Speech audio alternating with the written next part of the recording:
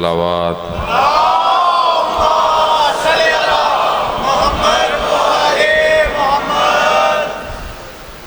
لا حول ولا قوة إلا بالله العلي العظيم حسبنا الله ونعم الوكيل نعم المولى ونعم النصير اعوذ باللہ من الشیطان الرجیم بسم اللہ الرحمن الرحیم الحمد للہ الذی یؤمن الخائفین وینجی الصالحین ویزع المستکبرین وَيُهْلِكُ مُلُوكًا وَيَسْتَخْلَفُ آخَرِينَ والصلاة والسلام على رسول ثقلين محبوب رب المشرقين والمغربين جد الحسن والحسين نبينا سيدنا بالقاسم محمد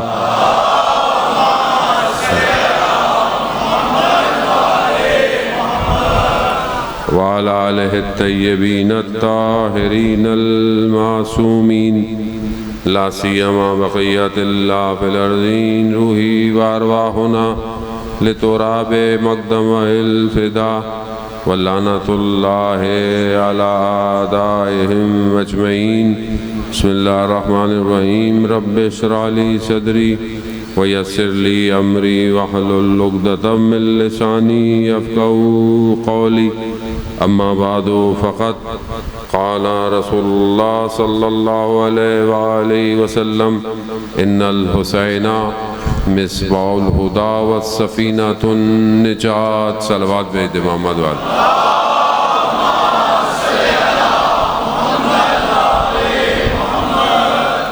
عزاداران سید الشہداء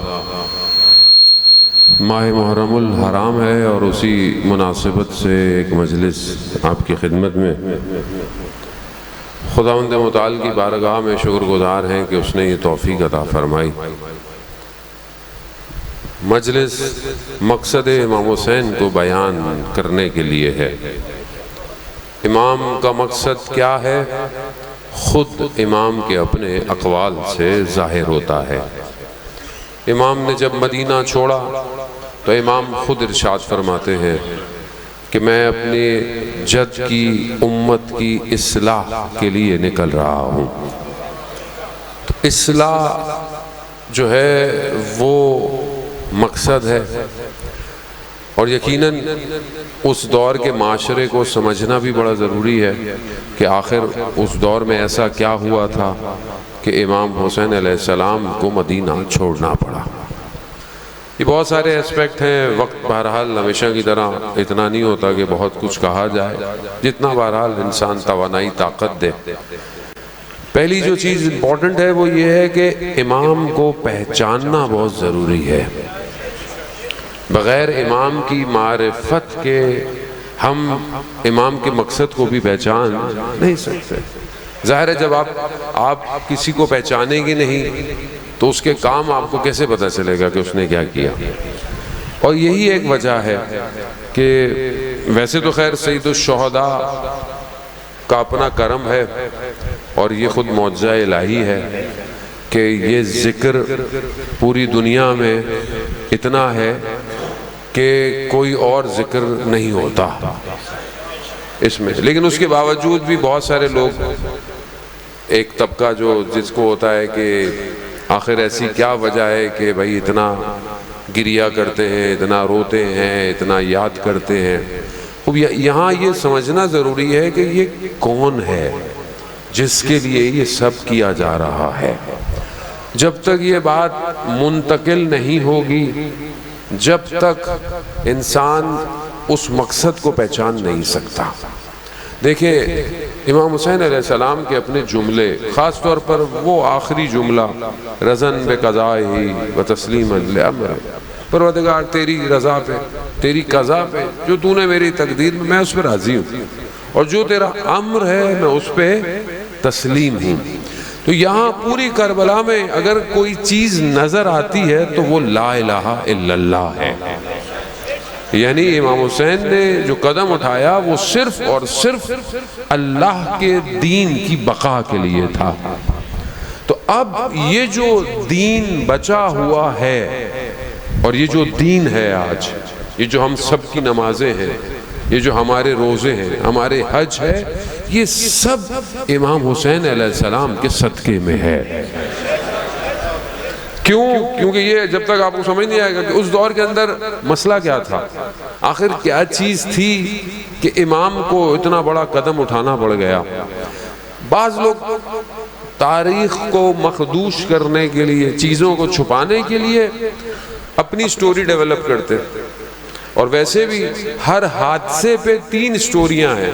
ایک حادثہ ہے، 3 نیریٹو ہیں، ایک زمینی حقائق، ایک زمینی داستان، ایک شیطان کی داستان، یعنی ہر واقعے سے ایک شیطان بھی اپنی داستان بنا رہا ہے، اور ایک الہی داستان ہے۔ تو یہ سمجھنا ہے کہ یہ جو واقعہ ہے اس میں الہی داستان کیا ہے، کیونکہ زمینی حقائق تھا کہ بھئی ایک تھوڑے سے لوگ تھے اور ایک بہت بڑا لشکر تھا، انہوں نے کربلا میں ان کو ختم کر دیا، پیاسے تھے، خوب یہ زمینی حقائق ہے۔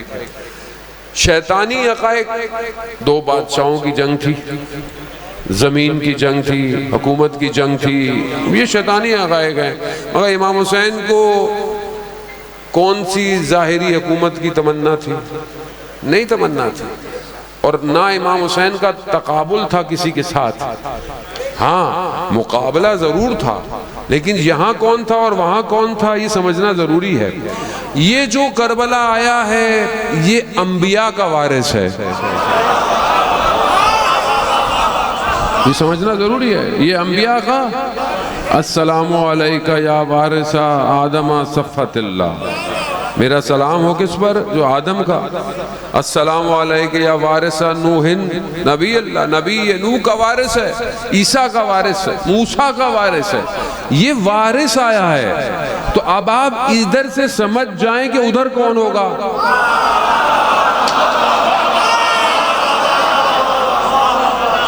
ادھر سے سمجھے، یہ سمجھ میں آ گیا، سامنے بھی سمجھ میں آئے گا کہ اگر ادھر انبیاء کا وارث ہے تو ادھر فرعون کا وارث،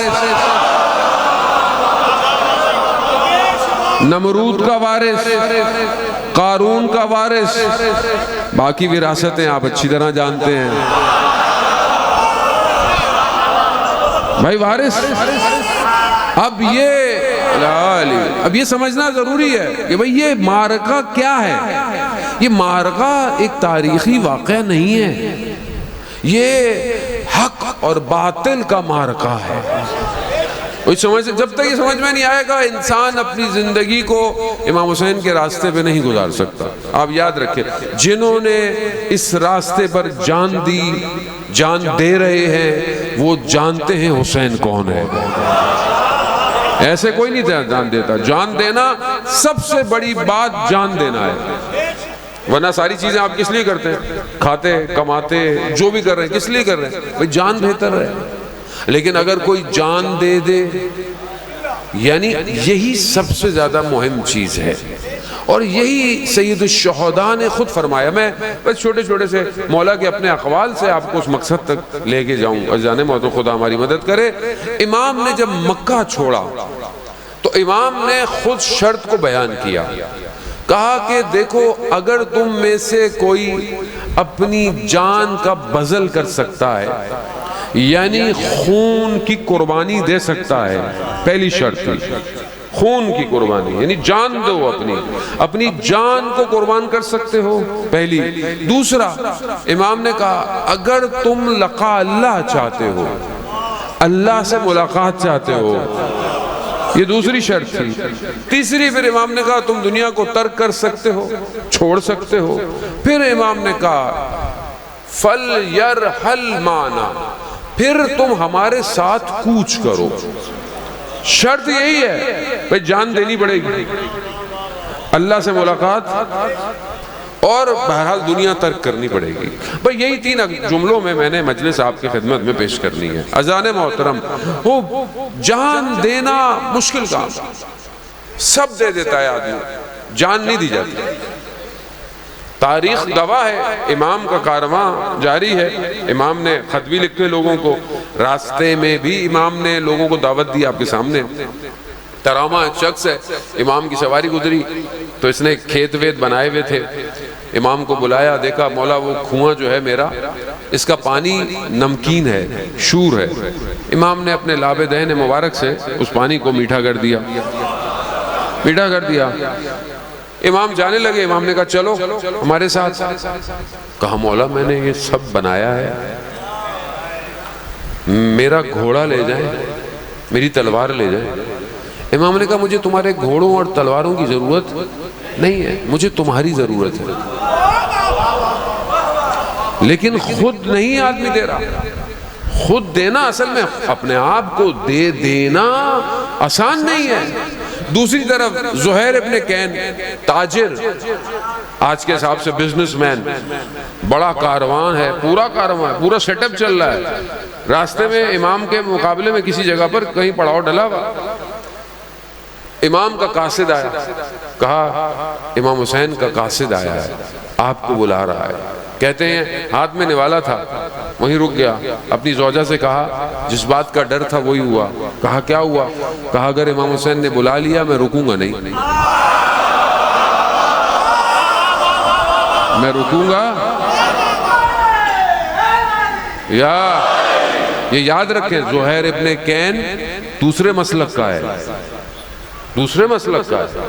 کہا بلا لیا میں رکوں گا۔ زوجہ نے کہا اس سے اچھی اور کیا بات ہو سکتی ہے؟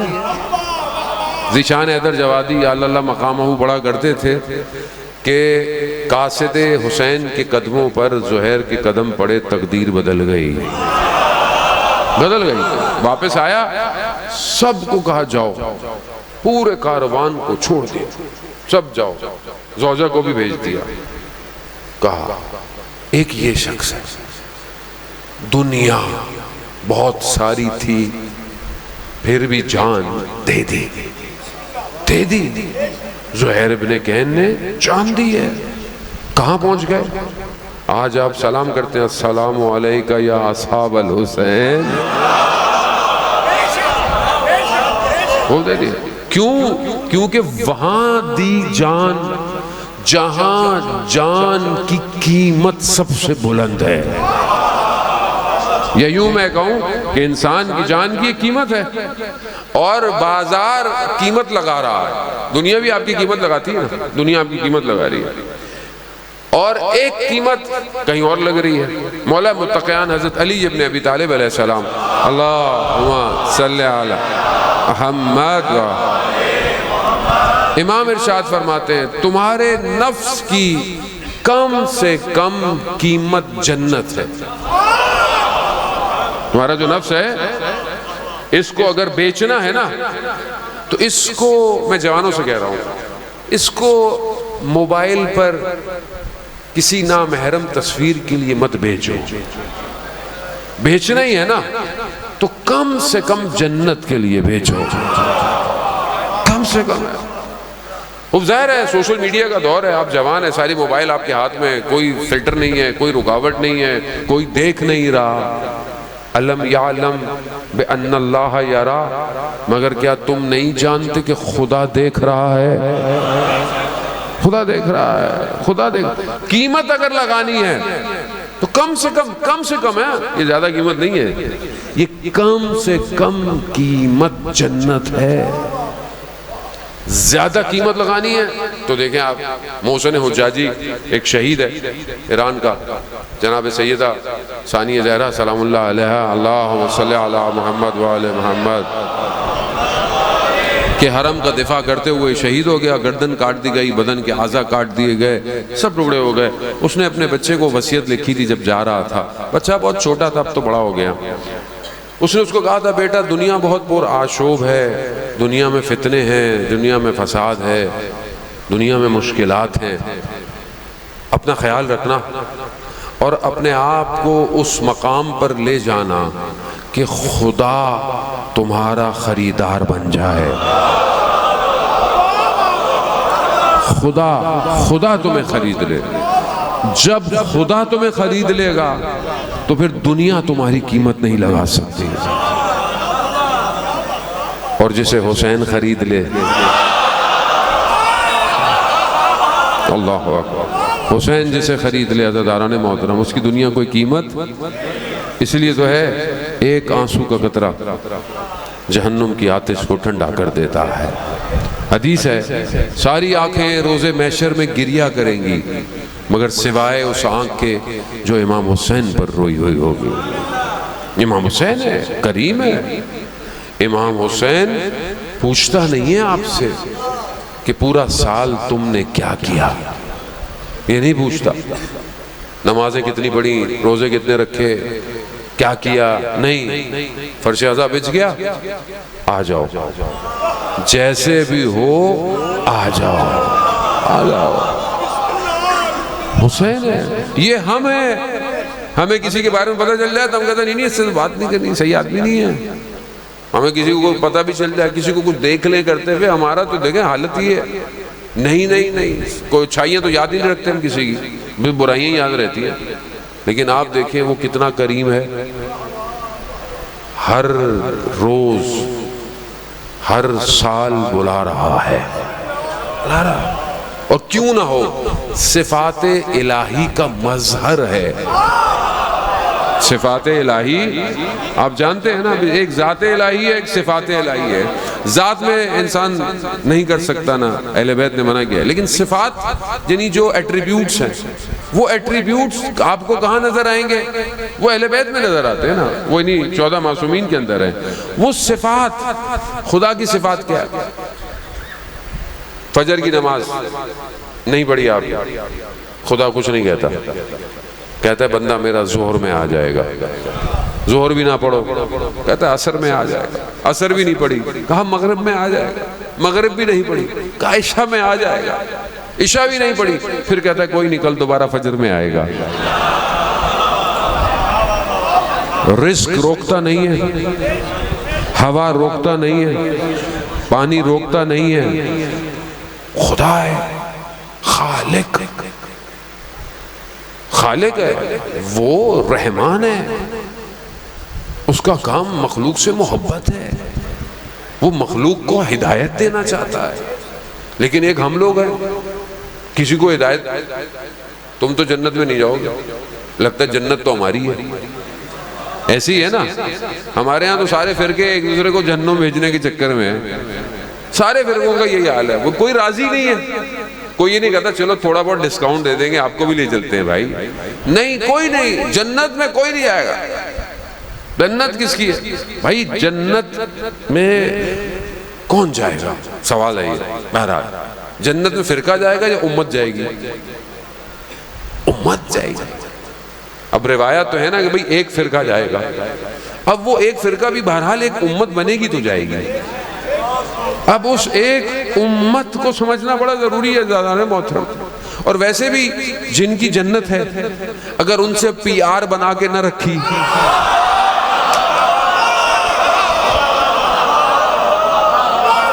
بھئی جنت کس کی ہے؟ میں کہتے سبحان اللہ پڑھو تو کہتے ہیں جنت میں درخت لگتا ہے، الحمدللہ پڑھو فلانا یہ بن جاتا ہے.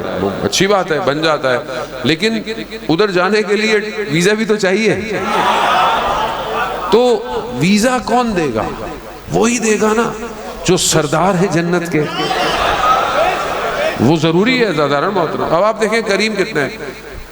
اصفہان کا متولی تھا، اچھا آپ کے یہاں بھی لوگ ہوتے ہیں، مجلس ماتم عزاداری طرح انجمن تنظیم، ہر سال خرچہ ہوتا تھا. کہتے ہیں خرچہ زیادہ ہو گیا. تو انہوں نے متولی سے کہا کہ خرچہ زیادہ ہو گیا. ان کا کوئی مسئلہ نہیں ہے، جو ہے لکھ دو. کہا نہیں پہلے سے زیادہ ہو گیا. کہا جو ہے لکھ دو.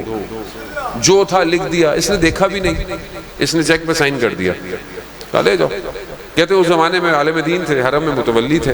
انہوں نے خواب میں دیکھا کہ روز محشر ہے، اور روز محشر میں صف لگی ہوئی ہے جنت کے دروازے پر. ملائکہ کھڑے ہوئے ہیں، سید الشہداء بھی کھڑے ہوئے ہیں خود. ان کے ہاتھوں میں فائلیں ہیں، لوگوں کے اعمال ہیں، جو آتا ہے امام کو دیتے ہیں، امام دیکھتے ہیں، سائن کرتے ہیں، اور اس کو جو بھی اس کا حساب کتاب، کہتے ہیں یہ شخص بھی صف میں کھڑا ہوا تھا، ملائکہ نے اس کی بھی فائل دی، امام نے دیکھی نہیں، امام نے سائن کر دیا۔ تو ملائکہ نے پوچھا کہ بھائی دیکھ تو لیتے، کہا جو ہماری راہ میں نہیں دیکھتا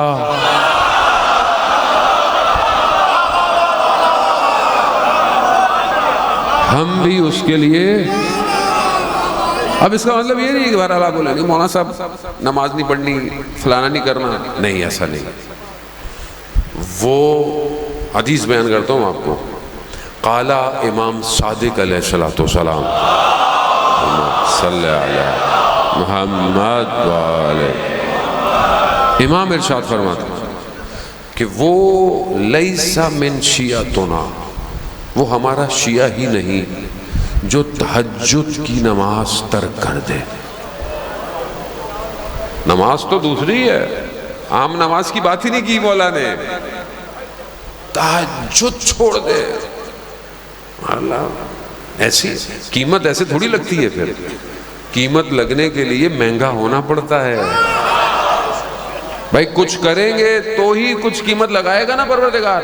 اب جو جوان رات کو فجر سے پہلے اٹھے گا، ملائکہ کی ڈیوٹی چینج ہوتی ہے نا فجر میں، تو ملائکہ جو ڈیوٹی میں ہوں گے پہلے سے وہ بھی دیکھیں گے یہ عبادت کر رہا ہے، جو دوسری ڈیوٹی پہ آئیں گے وہ بھی دیکھیں گے یہ عبادت کر رہا ہے، تو قیمت لگ رہی ہے نا آپ کی، اور جو قیمت اس کی ہاں لگتی ہے۔ اس لیے حدیث بھی ہے، علماء بھی بیان کرتے ہیں کہ اگر دین چاہیے تو بھی تہجد، دنیا چاہیے تو بھی تہجد، آخرت چاہیے تو بھی تہجد۔ اب اگر انسان کو اپنے آپ سے محبت ہی نہیں ہے تو وہ نہ پڑھے، اس کی مرضی ہے، زیادہ نہ محترم۔ خوب یہ ضروری ہے، اطاعت ضروری ہے، اہل بیت کی اطاعت کے بغیر انسان کمال پہ نہیں پہنچ سکتا، زیادہ محترم، یہ بہت ضروری ہے۔ بہت سے لوگ بہرحال مولا کی خدمت میں، ایک شخص آیا چٹے امام کی خدمت میں، کہا مولا آپ کا فلانا چاہنے والا فلانا ہے، ایسا ہے ویسا ہے، برے کام کرتا ہے۔ امام نے کہا نہیں، وہ برا نہیں ہے، برائی اس کے اوپر آئی ہوئی ہے، وہ برا نہیں ہے، ہمارا چاہنے والا برا نہیں ہو سکتا، وہ یہ ان کا کرم ہے۔ یہی وجہ ہے کہ یہ در بہت امپورٹنٹ ہے، یہ سنی شیعہ کا در نہیں ہے، یہ سب کا ہے۔ سید الشہداء کی مجلس انسانیت کی بقا کی مجلس ہے، اس لیے کہا کہ بھئی آپ آئیں تو پہلی چیز جو اپنے جان کی قربانی دے سکتا ہے، پہلی چیز ہے، اور جس نے قربانی دی پوری تاریخ میں کربلا جیسا تو کوئی بھی نہیں ہو سکتا، جیسے اصحاب تھے سید الشہداء کے ویسا کوئی نہیں ہو، لیکن جس نے اس راستے پر قربانی دی اللہ نے اس کو مقام دیا، مقام دیا۔ یہی کربلا ہے جو آج بھی حق اور باطل کے معرکے کو جدا کر رہا ہے، آج ہے۔ آج آپ کے سامنے پوری دنیا نے ایک قوم کو گھیر لیا، سارے کفار جمع ہو گئے، ٹھیک ہے، اور باقی مسلمانوں نے اپنی زمینیں دے دی کہ گھیر لو، گھیر کر ختم کرو، لیکن انہیں یہ نہیں پتا تھا کہ یہ قوم امام حسین کی قوم ہے، یہ مرنے سے ڈرتے نہیں ہیں، یہ مرنے سے ابھرتے ہیں، ابھرتے ہیں۔ میں آپ کے سامنے آیت اللہ خامنائی کا آپ نے جنازہ دیکھا، تاریخ بشریت کا سب سے بڑا جنازہ، اللہم صلی علی محمد۔ اب لوگ سوچ میں ہیں کہ اس شخص کا عقیدہ کیا تھا، سوچ رہے ہیں نا بھائی، دنیا تو ریسرچ کرتی ہے، بھائی ہم مسلمان جو ہے یہاں پر ہیں، ہم تو ریسرچ کی ضرورت نہیں ہے کیونکہ ہم سارے مسلمان ہیں ماشاءاللہ، دنیا ریسرچ کر رہی ہے یہ کون ہے، کروڑوں لوگ جس کے جنازے میں رو رہے ہیں، گریہ کر رہے ہیں، شدید گرمی ہے اس کے باوجود راتوں سے کھڑے ہوئے ہیں، کون ہے یہ، کیوں اتنا محبوب ہے؟ بھائی کچھ تو ہے جو دلوں کو کھینچ رہا ہے، لوگ عقیدہ ڈھونڈ رہے ہیں کہ یہ کس کا، یہ کون سا اسکول آف تھاٹ ہے، یہ دنیا پریشان ہے اس میں، دنیا کے نیوز چینل پریشان ہے، یہ کون ہے؟ اب دنیا کو اب سمجھ میں آ رہا ہے یہ حسین کے ماننے والے ہیں۔ یہ وہ امام خمینی کا مشہور جملہ ہے نا، ہمارے پاس جو کچھ ہے وہ محرم اور سفر کی وجہ سے ہے۔ ابھی بھی اگر کسی کو سمجھ میں نہ آئے تو اس کی اپنی قسمت ہے، اس سے زیادہ تو اور کسی کو کچھ نہیں کہہ سکتے کہ جو ہمارے ہاں لوگ مجتہدوں کو برا بھلا بولتے تھے، رہبر کو برا بھلا بولتے، اپنی عاقبت خراب کرتے ہیں عزاداران محترم۔ یہ ازہر من الشمس ہے، یہ روشن ہے، روشن۔ اگر آپ کو کسی کو پہچاننا ہو نا تو اس کے دشمن سے پہچانو۔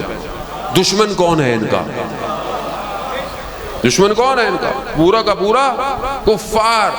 جنگ خندق، آپ جانتے ہیں جنگ خندق تیسری جنگ غالباً، خندق کھود دی گئی مدینہ کے آس پاس کہ دشمن آئے نہیں، بہت طاقتور تھا، بہت زور تھا۔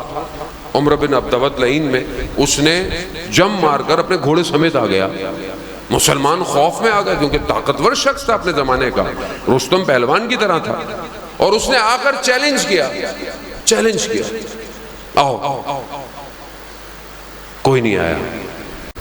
ایک ہی شخص ہر جنگ میں قدم آگے بڑھاتا تھا۔ رسول نے کہا رک جاؤ، دوسری دفعہ بولا رک جاؤ، جب تیسری دفعہ بولا، کیوں رسول پہلی دفعہ بھیج دیتے، پہلی دفعہ بھیج دیتے، اور خیر رسول بہتر جانتے ہیں، لیکن ہم طالب علم ہوتے ہوئے تو یہی تحلیل کر سکتے ہیں نا کہ کہیں یہ نہ ہو کہ کل کو لوگ بولتے ہیں ہماری تو باری نہیں آئی، تو باری پوری دی، یہاں 3 دفعہ دی، خیبر میں 39 دن دی، پوری باری دی۔ وہ سمجھنا ضروری ہے، فرقے واریت کی بات نہیں، ہاں فرقہ نہیں، ہاں نظام الہی کی بات ہے۔ یہ سمجھ میں نہیں آئے گا، حسین سمجھ نہیں آئے گا، امام حسین سمجھ نہیں آئے گا، امام زمانہ سمجھ نہیں آئے گا۔ یہ سب کنیکٹڈ ہے، ہاں ایک دوسرے سے کنیکٹڈ ہے۔ یہ اب امام نے رسول نے کہا علی کو جاؤ، جانے لگے مولا کائنات۔ جب جانے لگے تو کیا کہا؟ کل کا کل ایمان، کل کے کل کفر کے مقابلے میں جا رہا ہے، کل کا کل۔ اب جتنا بھی ایمان ہو قیامت تک، یا ایھا الذین آمنو، قرآن کیا کہہ رہا ہے، کتنی جگہ پہ کہہ رہا ہے، اے وہ لوگ جو ایمان لے کر آئے۔ اب ایمان کیا ہے بھائی؟ ایمان کی ڈیفینیشن بتائیں نا، ایمان کی تعریف کریں، ایمان کیا ہے؟ وہ ایمان کل کا کل ایمان کس کے مقابلے میں جا رہا ہے؟ کہا کل کا کل کفر، کل کا کل کفر۔ یہ قیامت تک کے لیے تھا کہ جب بھی کل کا کل کفر آئے گا تو وہ علی کے ماننے والے کے مقابلے میں آئے گا۔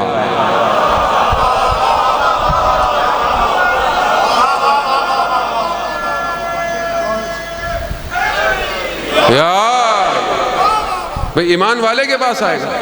اب وہ جو کھڑا رہا وہ علی کا نوکر تھا، علی کا نوکر۔ طرز زندگی بھی علی کی تھی، سیرت علی پہ زندگی تھی، سادی زندگی، خوف نہیں دنیا کے بادشاہوں سے، لب ہلتے تھے دنیا کی بادشاہتیں کانپ جاتی تھی، سیاست ایسی تھی، طاقت، شجاعت، محبت، سیرت مولا کائنات ہے۔ کوفہ کے یتیم بچوں کو مولا کائنات سنبھالتے، یہ سیرت ہے، یہ اسی سیرت پہ زندگی گزاری آج آپ کے سامنے۔ کیسی زندگی؟ سارا کفار۔ اب لوگوں کو سمجھ جانا چاہیے، اس میں کوئی تعصب کی بات نہیں ہے، نہ فرقے کی بات ہے، اب تو امت ایک ہو چکی ہے، امت ایک ہونے جا رہی ہے، جو فرقے کی بات کرے اس کو باہر کر دیا کرے، کیونکہ فرقہ واریت اب ختم ہے عزیزان۔ وہ جو پردہ غیبت میں ہے، چاہے وہ اہل تشیع اس کو بولتے ہوں کہ وہ زندہ ہے، اہل سنت کہتے ہیں کہ وہ پیدا ہو کے آئیں گے، آنے والا ایک ہی ہے، پیدا ہو کے آئے گا یا غیبت سے آئے گا، آئے گا ایک ہی ہے۔ وہ جو ایک آنے والا ہے اسے فرقے نہیں چاہیے، انہیں امت چاہیے، امت بنے۔ تو یہ جو سب کچھ ہوا یہ وہی ہے، یہ پیٹرول کی جنگ نہیں ہے، یہ کسی ملک کی جنگ نہیں، یہ حق اور باطل کا معرکہ ہے۔ پہچانے تو صحیح سامنے کون ہے، فرعون زمان، قارون زمان، شداد زمان، یہ سب وہی ہیں۔ زندہ وہاں بچیوں کو دفنا دیتے تھے، فرعون بچوں کو مار دیتا تھا ماؤں کے پیٹوں میں۔ انہوں نے کیا کیا، 22,000 فلسطین کے بچے مار دیے۔ میناب کی 168 بچیاں مار دی۔ ایک بچہ ہے جس کا کچھ بھی نہیں ملا، 100 دفعہ ڈی این اے کیا ہے اس جگہ کا، نہیں ملا، کیونکہ راکٹ آ کے اس کو لگا، پھٹ گیا، کچھ بچا نہیں، کچھ نہیں بچا۔ اب بھی اگر آپ کو سمجھ بھی نہیں آئے کہ حق کیا ہے تو پھر آپ اپنے لیے دعا کریں، دعا کریں۔ امام حسین جان مانگتے ہیں، جان۔ پہلی چیز اگر تم اپنے خون کا بذل کر سکتے ہو۔ دوسری چیز امام نے فرمایا اگر تم لقاء اللہ چاہتے ہو، اللہ سے ملاقات چاہتے ہو۔ عزاداران موت، ہماری زندگی میں اللہ کہاں ہے؟ اللہ تو اوپر رہتا ہے، تو جس کا اللہ اوپر ہو اس کا اللہ ہی حافظ ہو۔ پھر اللہ تو ہر جگہ ہے، ان اللہ علی کل شیء قدیر، ہر چیز اس کی قدرت ہے، ہر چیز اسی کی محیط ہے، ہر چیز اس کے علم میں ہے، ہر چیز اسی کی ہے، ہم سب اسی کے۔ مولا کائنات کا قول ہے کہ جو دنیا ہے وہ الدنیا فی الآخرہ، دنیا آخرت کے اندر ہے، باہر نہیں ہے۔ آخرت جیسے یہ ہال، اس ہال میں یہ ممبر، باہر نہیں ہے، اندر ہے۔ تو پوری کائنات پر خدا کا علم محیط ہے، سب کچھ وہ سب جانتا ہے، سب چیزیں اس کو پتہ ہے۔ تو کیا میں خدا کو محسوس کرتا ہوں؟ کیا میں خدا سے بات کرتا ہوں؟ کیا میں خدا سے ملنا چاہتا ہوں؟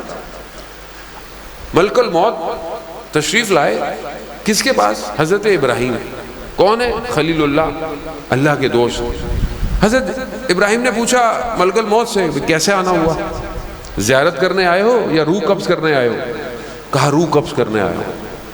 کہا اللہ سے کہو کیا کوئی دوست کسی دوست کو مرتے ہوئے دیکھ سکتا ہے؟ بھائی دوست ہے نا، خلیل اللہ ہے، کیا کوئی دوست کسی دوست کو مرتے ہوئے دیکھ سکتا ہے؟ وہ گئے، کہتے ہیں واپس آئے، کہا پروردگار نے کہا ہے جناب ابراہیم کیا کوئی دوست کسی دوست سے ملنے میں دیر کر سکتا؟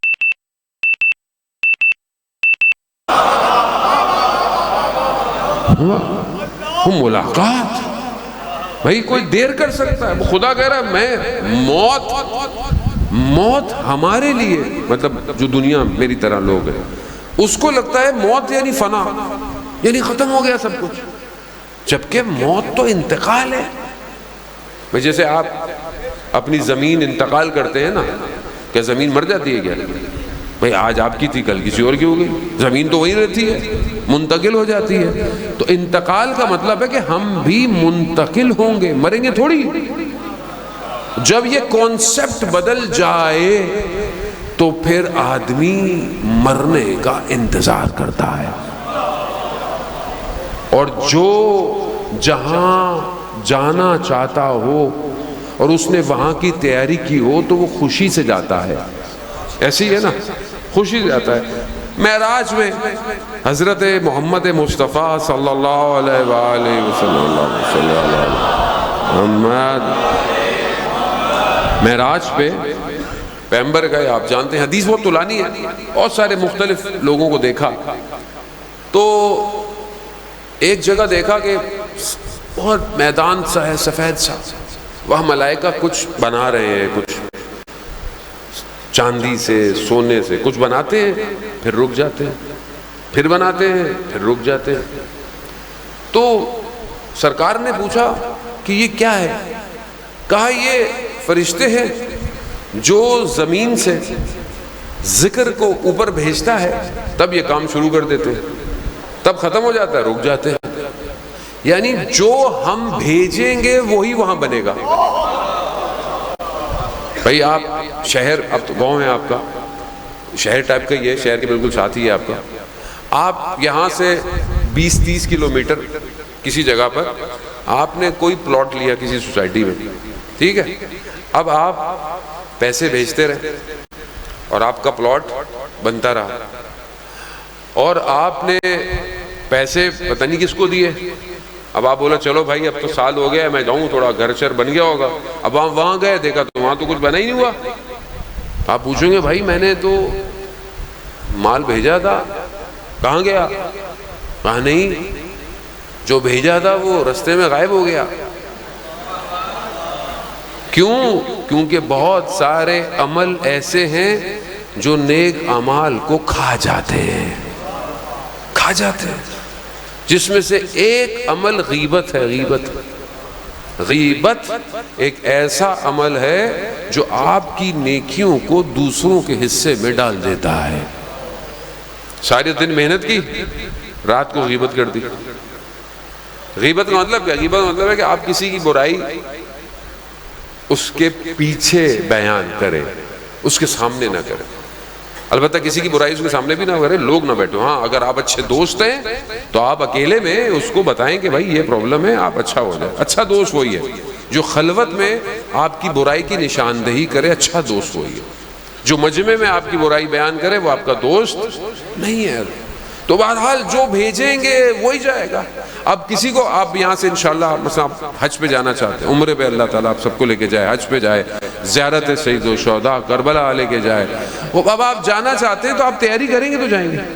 تیاری نہیں ہے، ہماری تیاری نہیں ہے۔ اگر ہم تیار ہوں تو انسان پھر پریشان نہیں ہوتا۔ بڑے بڑے اولیاء خدا تیار ہوتے تھے، ان کو ان کی موت کا وقت بھی پتہ ہوتا تھا۔ لقاء اللہ یعنی خدا سے ملاقات، ملاقات ضروری ہے۔ ہم اپنے پورے 24 گھنٹے میں خدا سے کتنی باتیں کرتے ہیں؟ خدا سے کتنی؟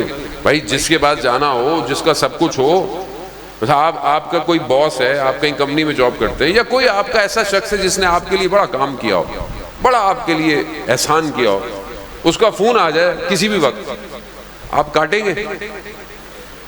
آپ چاہیں گے یار بات سنوں؟ اور اتنا جس نے سب کچھ دیا ہوا ہے، اس کی بات سننے کا ٹائم کہاں سنے باتیں؟ اللہ کہاں باتیں کر رہا ہے؟ قرآن کیا ہے؟ کلام۔ کتنا وقت ہے میں اللہ کے کلام کو سنوں؟ WhatsApp, Instagram, Snapchat, TikTok, YouTube, Facebook, سب کا ٹائم ہے میرے پاس، اللہ کے کلام کا ٹائم نہیں ہے۔ تو کیسے جاؤں گا پھر؟ مجھے شوق ہی نہیں ہے جب میں اس کی بات ہی نہیں سن رہا۔ بہت ضروری ہے عزیزان محترم، خوب یہ جب تک ملاقات شب عاشور مسلم بن اوسجا حبیب ابن مظاہر کے ساتھ، ان کے دوست ہیں، شب عاشور چہرے پر مسکراہٹ ہے۔ حبیب نے کہا مسلم مسکرانے کی رات نہیں ہے؟ کہا میں اس لیے مسکرا رہا ہوں، میرے اور خدا کی ملاقات میں چند ساعتوں کا فاصلہ رہ گیا ہے۔ ملاقات یہی ہے، ملاقات اس سے ملنے جا رہے ہیں۔ عزیزان محترم، وہ تیسری اور آخری چیز، اور بہرحال میں اپنے غرائز کو جم کروں، مولانا کمیل مہدوی غالباً بہرحال جو مجھے ٹائم دیا گیا تھا کہ وہ آ جائیں گے 11 سوا 11 تک، انشاءاللہ کہ اللہ کرے آ جائیں، اور ان چیز خدا نہ خواستہ دیر ہو جائے تو آپ لوگ بیٹھے رہیے گا۔ وہ بہت دور سے آئے ہیں، وہ آسٹریلیا سے پاکستان آتے ہیں، مجالس پڑھنے کے لیے اور ان دور دراز علاقوں میں مجلس پڑھنے آتے ہیں. بہرحال دیر سویر ہو جاتی ہے کہیں نہ کہیں, تو آپ بہرحال ذکر حسین ہے, تھوڑی سی زحمت کیجئے گا. عزیزان محترم, خوب یہ سمجھنے کی کوشش کریں. تیسری چیز جو امام نے فرمایا کہ اگر تم ترک دنیا کر سکتے ہو, دنیا کو چھوڑ سکتے ہو, تو پھر میرے ساتھ چلو. دنیا کو چھوڑنے کا مقصد زہد ہے, یعنی زاہد وہ ہے جو دنیا کو ترک کر دے. لیکن ترک کرنے کا صحیح ڈیفینیشن کیا ہے؟ ترک کرنے کی ڈیفینیشن آیت اللہ عظمہ بہجت رضوان اللہ تعالیٰ علیہ بتاتے ہیں کہ زاہد کا صحیح معنی یہ ہے کہ دنیا ہو, دنیا میں دل نہ ہو. دنیا ہو لیکن دنیا میں دل نہیں ہو. بھائی دنیا چھوڑ کے چلا جاؤں, پہاڑوں میں چلا جاؤں, وہ پہاڑوں میں چلا جاؤں تو پھر اسلام نہیں ہے, رہبانیت ہے, اسلام نہیں ہے. میں سب چھوڑ کر بیٹھ جاؤں کہیں پر بس آپ کے سامنے. عزیزان محترم, مولا کائنات نے پوچھا کچھ لوگوں سے کہ کچھ لوگ مسجد میں تھے, کہا یہ کون لوگ ہیں؟ کہا مولا یہ بڑے نیک لوگ ہیں. کہا کیوں؟ کہا بس مسجد میں رہتے ہیں. کہا تو کھاتے پیتے کیسے؟ کہا ہم ہیں نا. آپ کو پتا ہے امام نے کیا کہا؟ امام کہتے ہیں اس سے بہتر گلی کے کتے ہیں جو خود اپنے لیے خوراک کا انتظام کرتے ہیں. اسلام کو پسند نہیں ہے. اگر اسلام میں رہبانیت اور الگ ہونا تھا تو پھر پیغمبر غار حرا سے نیچے ہی نہیں اترتے. معاشرے میں رہنا پڑتا ہے, آزمائش سوسائٹی کے اندر ہے. رشتہ, بچے, اولاد, رزق کمانا, حلال کام کرنا, وہ محنت کرنا, وہ آزمائش ہے تو ہے. اللہ قرآن میں کہہ رہا ہے الذی خلق الموت والحیات, میں نے موت اور حیات کو خلق اس لیے کیا تھا کہ تمہیں آزماؤں کہ تم میں اچھا عمل کس کا ہے. خدا یہ کہہ رہا ہے تو آزمائش تو ہوگی. اصل زندگی یہی ہے. یہ نہیں کہ آپ دنیا چھوڑ دیں, میں پہاڑوں میں چلا جاؤں, مزاروں میں چلا جاؤں, میں ادھر چلا جاؤں. نہیں, آپ بازار میں رہیں. بنی اسرائیل کے دو بھائیوں کا واقعہ میں اکثر بیان کرتا ہوں. عزیزان محترم, ایک بھائی پہاڑوں پر عبادتیں, پہاڑ پہ بیٹھا ہوا, کلبہ بنایا ہوا, عبادتیں کر رہا ہے. دوسرا بھائی بازار میں دکان کھول کے بیٹھا ہوا ہے. چرواہا جانوروں کو چراتا چراتا پہاڑ پہ چلا گیا. تو اوپر جو بھائی تھا اس سے ملاقات ہوئی, تو اس نے پوچھا میرے بھائی کی کیا حالات ہیں جو شہر میں ہے؟ کہا صحیح ہے, اس کی دکان چل رہی ہے. دکان. کہا اچھا جب نیچے جانا تو مجھ سے کچھ لے جانا. کہا ٹھیک ہے. اس نے چھانی, جس میں آپ پانی چھانتے ہیں چائے یا کسی چیز, تو سب رک جاتا ہے اور پانی نیچے گر جاتا ہے. تو اس نے چھانی میں پانی ڈالا لیکن پانی نیچے نہیں گرا. کرامت تھی, عبادت کر رہا تھا تو کرامات آ گئی. پانی وہیں رک گیا. لے گیا بھائی کو جا کے کہ میرے بھائی کو دے دینا, یعنی بتانے کے لیے کہ دیکھو میں عبادت کر کے کس مقام پر پہنچا ہوا ہوں. جب وہ نیچے دیکھے گیا تو اس نے بولا جب دوبارہ تم اوپر جانا تو مجھ سے بھی کچھ لیتے جانا. تو جب وہ صبح دوسرے دن جانے لگا تو اس کو کپاس کے اوپر آگ کے انگارے رکھے, اور آگ کپاس کو کھا جاتی ہے آپ کو پتا ہے, لیکن کپاس جلی نہیں. یہ ہاتھ میں لے کر اوپر چلا گیا. تو اس نے کہا میں اتنی عبادتیں کر کر اس مقام پر, یہ نیچے بازار میں کیا کر رہا ہے؟ تو سب لپیٹا بستر اور نیچے آ گیا. بھائی سے پوچھا کیا ماجرا ہے؟ کہا وقت آنے پہ پتہ چلے گا. دونوں دکان پہ تھے. جس کی دکان تھی وہ کسی کام سے کہتے ہیں نکلا, تو ایک خاتون خریدار آئیں کچھ خریدنے کے لیے.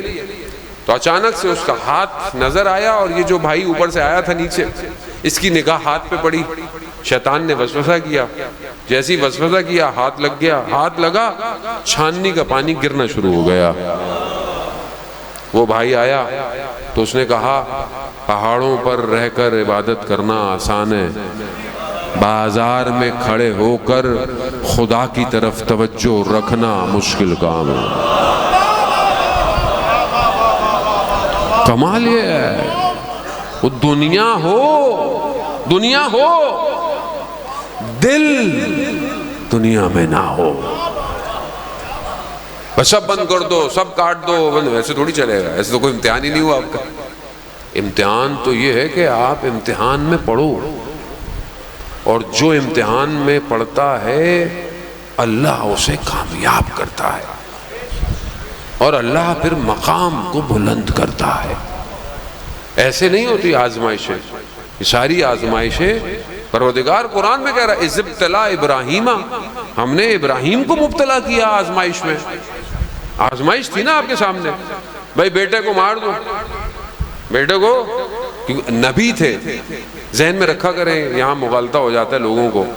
لیکن نبیوں کے جو خواب ہوتے ہیں وہ رویا صادق ہے، ہمارے خواب رویا صادق یہ نہ ہو کہ تسی بھی رات نو خواب ویکھو تو اگلے دن میں گلا کٹنا کہنا، ایسا نہیں کرنا خدا نہ خواستہ۔ یہ بہت سے لوگ ہمیں پھر میسج کرتے ہیں مولانا صاحب میں نے یہ خواب میں یہ دیکھ لیا، تو بھائی یہ خواب ہے، رات کو پتہ نہیں پیٹ بھر کے پورا کھانا کھا کے سو گئے ہو، رات کو صبح پتہ نہیں کیا اوپر چڑھ گیا ہے تمہارے۔ بہت ساری چیزیں ہوتی ہیں، خواب کی تعبیریں ضرور ہیں، لیکن اس شخص کی تعبیر ہے جو باوضو سوتا ہو، استغفار کر کے سوتا ہو۔ ہر بندے کے خواب کے تھوڑی ہے کہ اور پھر اگر کوئی چیز اگر ہے بھی تو وہ آپ کے لیے ہے، دوسروں کے لیے حجت تھوڑی ہے۔ بہت سارے لوگ خوابوں پہ زندہ ہیں، بھائی دین خوابوں میں نہیں ہے، دین اصول کافی کی حدیثوں میں ہے، دین حدیثوں میں ہے، قال امام صادق قال امام باقر میں دین ہے۔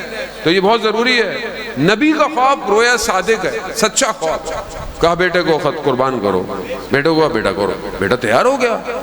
پروردگار نے کہا ہم نے ابراہیم کو امتحان میں مبتلا کیا اور امتحان میں کامیاب ہو گئے، ہم نے پھر ابراہیم کو امامت عطا کی۔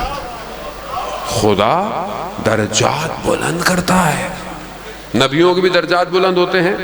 مومن امتحان میں روشن ہوتا ہے، نکھرتا ہے۔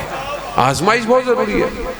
اگر کوئی یہ کہے کہ میری زندگی میں بڑی مشکلات ہیں، عزاداران محترم خدا کا شکر کرے انسان، زندگی میں مشکلات ہیں، جس پر مشکل نہیں ہوتی خدا اسے اس کے حال پہ چھوڑ دیتا ہے، چھوڑ دیتا ہے۔ صدر اسلام کا واقعہ ہے، ایک شخص بہت اصرار کرتا تھا پیغمبر کو کہ بھئی آئیں میرے گھر پہ دسترخوان میں بیٹھے، آئے گئے دسترخوان، اوپر دیوار پر مرغی بیٹھی انڈا گرا تو سب کی توجہ ہوئی تو وہ آگے کہیں اٹک گیا۔ اس نے بولا یہ ٹوٹے گا نہیں، کہا میرا کبھی بھی کوئی نقصان نہیں ہوا۔ رسول خدا دسترخوان سے کھڑے ہو گئے، کہا جس کا کبھی کوئی نقصان نہ ہو یعنی اللہ نے اس کے حال پہ چھوڑ دیا ہے، میں ایسے شخص کے دسترخوان پہ نہیں بیٹھوں گا۔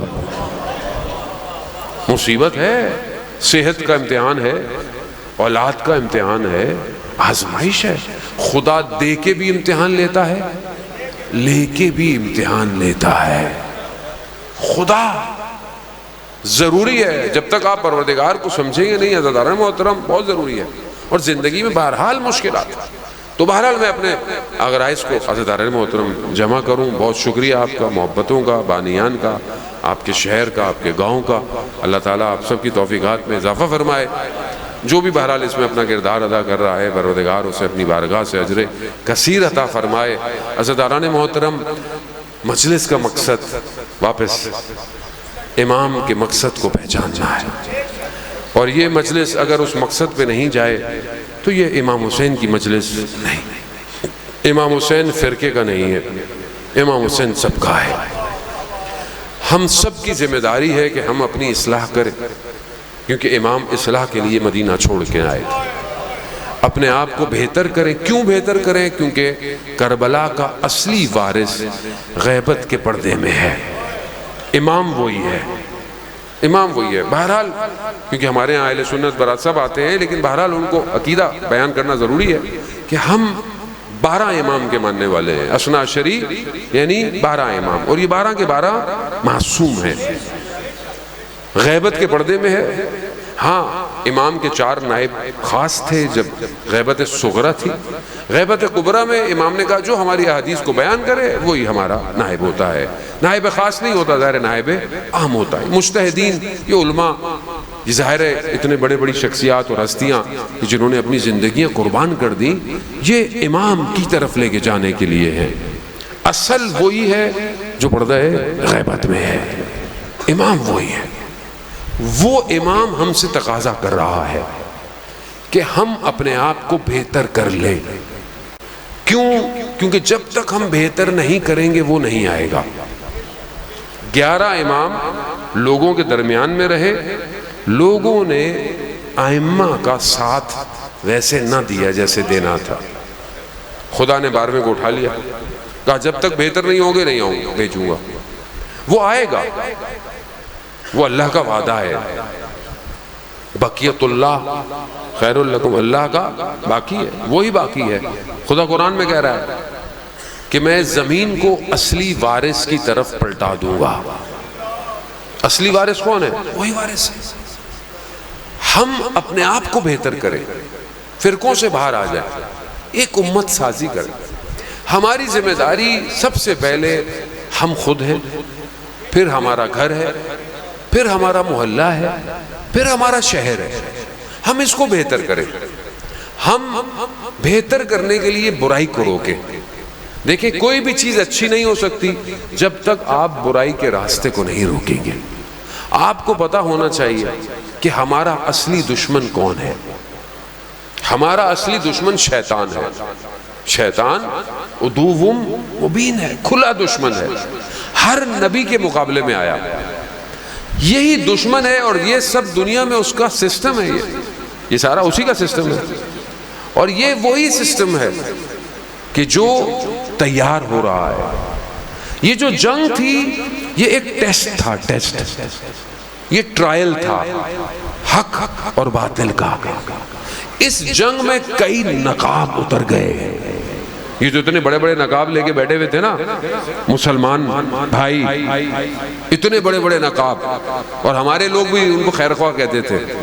تو اب سمجھ میں آیا اصل مومن کون ہے، کافر کون ہے. کافر کون، سمجھ میں آ گیا. اب جو جنگ ہونے والی ہے وہ جنگ اس سے بھی بڑی جنگ ہے، بہت بڑی جنگ. ابھی تو تھوڑی دیر جنگ ہوئی، دنیا کی حالت چیخوں میں بدل گئی. اس سے پہلے فلسطین میں لوگ مر رہے تھے، کسی کو کچھ فرق نہیں پڑا تھا. کسی مسلمان ملک نے کچھ کیا ہی نہیں سوائے ان کے. یہی کھڑے رہے، یہی چیختے رہے، یہی بولتے رہے. انہوں نے اپنی شہادتیں بھی فلسطین کے لیے دی ہیں، مسلمان کے لیے. اور یہ حدیث پیغمبر ہے. وہ مسلمان نہیں جو صبح اٹھے اور عالم اسلام کی اس کو خبر نہ ہو. مسلمان نہیں. مسلمان مرتے رہے، کسی کو کوئی تکلیف نہیں ہوئی، کسی مسلمان کو بھی تکلیف نہیں ہوئی. لیکن جیسے ہی علی والوں نے سمندر کی نبض کو پکڑا،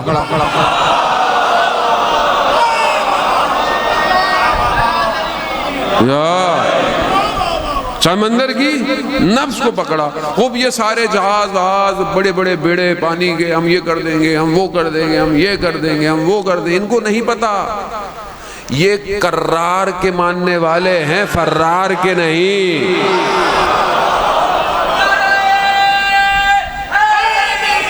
یا علی، فرار کے ماننے والے نہیں ہیں، یہ قرار کے ماننے والے ہیں. یہ تمہیں فرار کروائیں گے. وہ کروا دی آپ کے سامنے. اسٹریٹجیکل، ایسا ذہنی مریض بنا دیا. میڈیا کی وار بھی جیت گئے. دنیا کو پروپگنڈا کیا ہوا تھا انہوں نے. $1 ٹریلین لگائے ہوئے تھے انہوں نے. ایران یہ، ایران وہ، اور ہمارے یہاں بھی ملا بیٹھے ہوئے، ایران وہ، ایران کافر، یہ تو اسرائیل کا دوست ہے، یہ تو امریکہ کا دوست ہے. بھائی جہاں سے مال آتا ہے پھر بولتا بھی آدمی ویسے ہی ہے. ٹھیک ہے، اب پتہ چل گیا. اب آپ سب کے ابو بھی وہاں کھڑے ہوئے تھے یوں،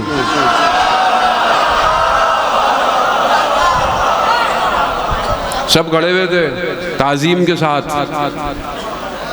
تعظیم کے ساتھ کھڑے ہوئے تھے. بتا دیا علی والے کٹ جاتے ہیں، جھکتے نہیں ہیں.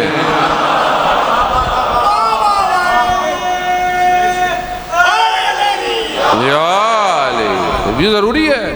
اور یہ تیاری ہے، یہ تیاری ہے اس کی جو آنے والا ہے. تیار لشکر دیکھ لیا نا.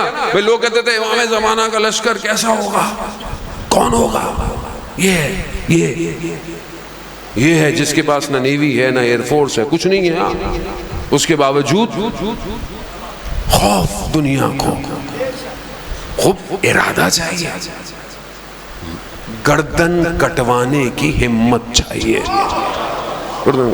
کربلا یہی سکھاتی ہے، کربلا یہی ہے، کربلا وادی عشق ہے، اس وادی میں داخل ہونے کی شرط گردن کٹوانا ہے۔ بھائی جن کے سردار کی گردن نہ رہی ان کی اپنی گردنوں کی کیا قیمت؟ یہی ہے نا عزیزان محترم، کٹ گئی۔ وہاب ابن قلبی کا سر تن سے جدا کیا اور اہانت کر دی ماں کی طرف، ماں نے سر واپس دے دیا، کہا جو دیتے ہیں اسے واپس نہیں لیتے۔ یہ کربلا ہے، کربلا آسان نہیں ہے۔ چھوٹا سا بچہ ہے، شب عاشور، پوچھا بیٹا آپ کے لیے موت کیا ہے؟ کہا احلی من العسل، شہد سے زیادہ میٹھی ہے۔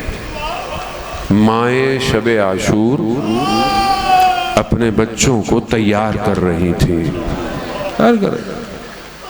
یہ کربلا والے ہیں، یہ جو آپ کو نظر آئے اتنی بچیاں مر گئیں، مائیں پھر بھی زندہ ہیں، یہی تو کہتی ہیں کربلا نہ ہوتا ہم کہاں اس غم کو برداشت کرتے۔ بیٹے دے دیے لوگوں نے، 8 بیٹے ایک ماں نے دے دیے اس جنگ میں، کہا اور بھی ہوتے وہ بھی دے دیتے۔ کیسے؟ کربلا، کربلا بہت ضروری ہے عزیزان محترم، معرفت کربلا بہت ضروری ہے۔ کربلا میں کوئی بھی ایسا نہیں کہ جو یہ نہ چاہتا ہو کہ صبح میرے بدن کے ٹکڑے ہو جائیں، سب تیار ہے۔ خدا آپ کی گریہ عزاداری کو قبول کرے عزاداران محترم۔ ایام اس امام کے ایام ہیں جو 35 سے 40 سال روتا رہا، گریہ کرتا رہا، پانی دیکھتا تھا تو روتا تھا، کھانا دیکھتا تھا تو روتا تھا، بستر پہ نہ سویا، زمین پہ سوتا ہے۔ خادم نے کہا مولا کیوں روتے ہیں؟ کہا میرے بابا کو پیاسا مار دیا گیا۔ مولا کتنا گریہ کریں گے، کتنا روئیں گے؟ امام نے کہا یعقوب کا ایک بیٹا کھویا تھا، ایک یوسف کھویا تھا، اتنا روئے آنکھیں سفید ہو گئی۔ کہا میرے 18 یوسف قربان ہو گئے۔ خدا آپ کو اس کا اجر دے۔ جناب سید آپ سے راضی ہوں عزیزان محترم۔ خوب یہ امام گریہ کرتا رہا۔ کسائی کی دکان سے گزرتے تھے تو پوچھتے تھے یہ جو جانور کو قربان کر رہے ہو اسے پانی پلایا ہے؟ مولا پانی پلایا ہے۔ پھر گزرے، پھر پوچھا پانی پلایا ہے؟ کہا مولا پانی۔ پھر گزرے، ایک دن کسائی کہنے لگا مولا کیسی باتیں کہتے ہیں، ہم مسلمان ہیں، ہم ذبح سے پہلے پانی پلاتے ہیں۔ امام نے کہا وہ بھی تو مسلمان تھے۔ وہ کیسے مسلمان تھے؟ عزیزان محترم، خدا آپ کے گریہ کو قبول کرے۔ سید الساجدین زین العابدین، ہاتھ میں ہتھکڑیاں، گلے میں طوق، مظلوم غریب امام، کوفہ اور شام کے بازار۔ امام سے پوچھا مولا سب سے سخت کیا تھا؟ بھائی علی اکبر، کہا وہ بھی بڑا سخت تھا۔ کہا چچا عباس، کہا وہ بھی بڑا سخت تھا۔ کہا پھر مولا سخت کیا تھا؟ امام نے 3 دفعہ کہا ہائے شام،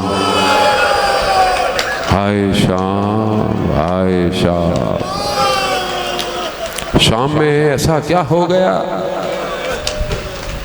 عزادارو، آپ کی بھی ماں بہن بیٹیاں ہیں، ہماری کہاں عزتیں اور کہاں ان کی عزتیں۔ غیروں کا مجمع ہو، 3 دن شام کا بازار ہو، لوگ رنگ برنگے کپڑے پہنے کھڑے ہوں، ظلم اس پر کہ یہ کہیں کہ باغی آ گئے۔ راوی کہتا ہے کہ میں شام میں داخل ہوا تو میں نے دیکھا لوگ رنگ برنگے کپڑے پہن رہے ہیں، رنگ برنگے کپڑے پہن رہے ہیں۔ تو میں بڑی تیزی سے آیا، میں نے کہا آج کوئی تہوار نہیں، کوئی تہوار نہیں، تو کیا ہے یہ؟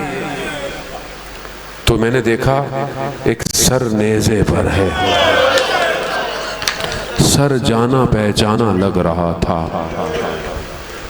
میں نے نیچے دیکھا تو ہتھ کڑیوں میں امام تھا۔ میں بڑی تیزی سے آیا، میں نے کہا مولا یہ کیا ہو گیا؟ امام نے کہا یہ ان باتوں کا وقت نہیں، تیرے پاس کچھ سکے ہیں، کچھ درہم دینار ہے۔ کہا یہ جن کے ہاتھوں میں نیزے ہیں ان کو کہے تھوڑا آگے چلے جائیں تاکہ دشمن کی نگاہیں میرے ماں بہنوں بیٹیوں پھپھیوں پر نہ ہو۔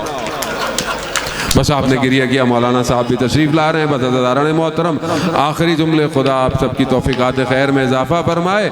بس آخری جملے، بس 13 محرم ایک آخری مصائب بڑی تیزی سے آخری مرحلے پر آیا۔ عزیزان محترم امام کی شہادت مولانا آپ کی خدمت میں گوشگوار کریں گے۔ 13 محرم کو جب امام اجازہ امامت سے کربلا آئے نا، 3 دن سیدہ کا لال کا بدن دشت کربلا پہ پڑا رہا۔ بس ایک جملہ مقاتل بیان کرتا ہے، امام نے اپنے بابا کے بدن کو اٹھایا نہیں، امام نے اپنے بابا کے بدن کو سمیٹ کر دشت کربلا کی زمین میں رکھا۔ مسلمانوں جب کسی کو دفناؤ تو سر کو رخ قبلہ کیا جاتا ہے، نہ جانے امام نے شاید کٹی ہوئی رگوں کو رخ قبلہ کیا ہوگا۔ مٹی ڈالی، قبر پر لکھا ہاذا قبر حسین ابن علی، یہ حسین ابن علی کی قبر ہے جسے پیاسا مار دیا گیا۔